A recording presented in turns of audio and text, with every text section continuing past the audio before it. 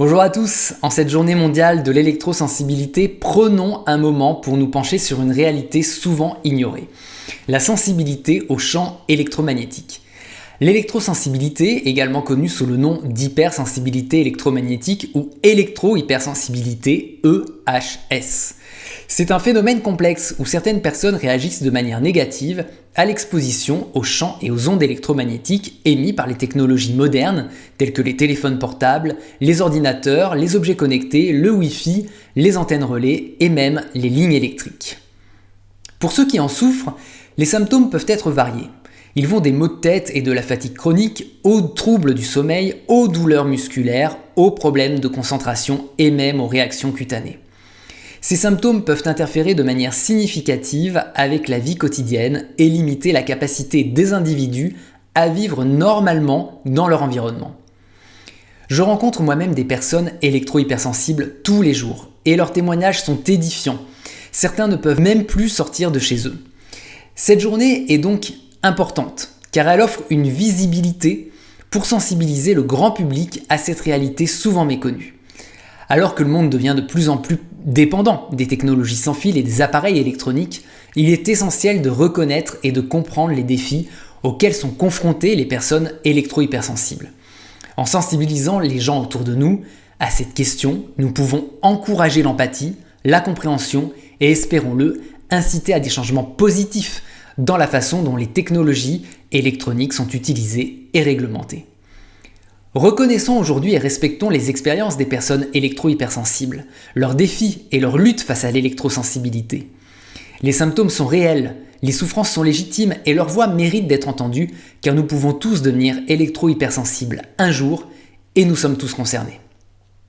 Il est difficile de donner un chiffre exact sur le nombre d'électro-hypersensibles dans le monde car ça dépend de la définition utilisée pour définir l'électrosensibilité. De plus, il y a souvent un manque de données fiables et standardisées sur ce sujet. Selon différentes études et enquêtes, cela pourrait représenter entre 1 et 10% de la population dans certains pays. Si vous êtes électro-hypersensible, je vous encourage vivement à partager vos histoires, vos expériences et vos défis avec les autres sous cette vidéo. Votre témoignage est une puissante forme de sensibilisation qui peut aider à éduquer et à informer le grand public sur l'électrosensibilité. En partageant votre vécu, vous contribuez à briser les stéréotypes et les préjugés entourant cette condition et vous aidez à créer une communauté de soutien et d'entraide. Pour les personnes qui sont déjà électrosensibles, n'hésitez pas à chercher du soutien auprès d'autres personnes comme vous, que ce soit en ligne ou dans des groupes de soutien locaux. Ensemble, nous pouvons œuvrer pour un changement positif dans la façon dont la société perçoit et traite l'électrosensibilité. Il est essentiel de comprendre que ce mal-être ne concerne pas seulement les individus qui en souffrent, mais qu'il est également un enjeu de santé publique majeur qui nécessite une prise de conscience collective. Les effets des ondes et des champs électromagnétiques sur la santé ne se limitent pas aux seules personnes électro-hypersensibles.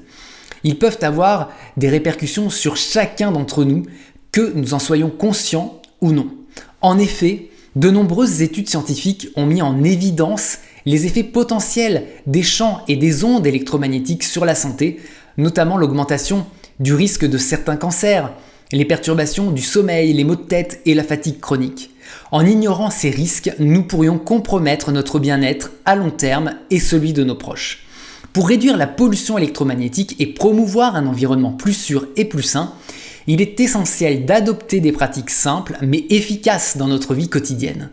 Voici quelques conseils pour vous aider à minimiser votre exposition à cette pollution. Tout d'abord, éteignez vos appareils électroniques la nuit. En éteignant vos téléphones portables, ordinateurs et autres appareils électroniques pendant la nuit, vous réduisez non seulement votre exposition aux champs et aux ondes électromagnétiques, mais vous favorisez également un sommeil plus réparateur et de meilleure qualité. Privilégiez les connexions câblées, utilisez des câbles Ethernet plutôt que le Wi-Fi chaque fois que c'est possible. Cela réduit significativement l'exposition aux ondes dans votre maison et crée un environnement plus sûr pour vous et votre famille. En plus des mesures individuelles que nous pouvons prendre, il est important de comprendre l'origine de cette pollution électromagnétique car elle a souvent tendance à se dissimuler. Sans une connaissance précise des sources d'émissions, il est difficile de s'en protéger efficacement. C'est pourquoi j'ai créé une formation en géobiologie que mes clients électro-hypersensible me demandent souvent. Ce programme de formation est spécialement conçu pour vous sentir mieux et en sécurité chez vous, être moins préoccupé par les ondes électromagnétiques ou par les perturbations naturelles présentes dans votre maison, et il est aussi conçu pour vous aider à mieux dormir dans une chambre saine. Vous y apprendrez l'essentiel de la géobiologie en une formation ouverte à tous, quel que soit votre niveau de connaissance. Vous y trouverez des conseils pratiques pour réduire les ondes électromagnétiques et vous accéderez à des études scientifiques. Vous apprendrez également à repérer et à éviter les réseaux géobiologiques, les veines d'eau souterraines et bien plus encore, car ces perturbations naturelles interagissent aussi avec les perturbations artificielles. Il y a également un accès à l'interview exclusive d'un ingénieur en hyperfréquence et d'un naturopathe, auteur de plusieurs ouvrages à succès sur la naturopathie. En conclusion, rappelons l'importance cruciale de travailler ensemble pour créer un environnement plus sûr et plus sain pour tous. Si vous regardez cette vidéo et que vous n'êtes pas électro-hypersensible, sachez que la lutte de ces personnes est notre lutte et en les soutenant, nous œuvrons pour un monde où chacun peut vivre sans crainte des effets potentiellement nocifs des technologies modernes. Ensemble, nous devons nous engager à nous informer davantage sur cette problématique et à contribuer à changer les mentalités.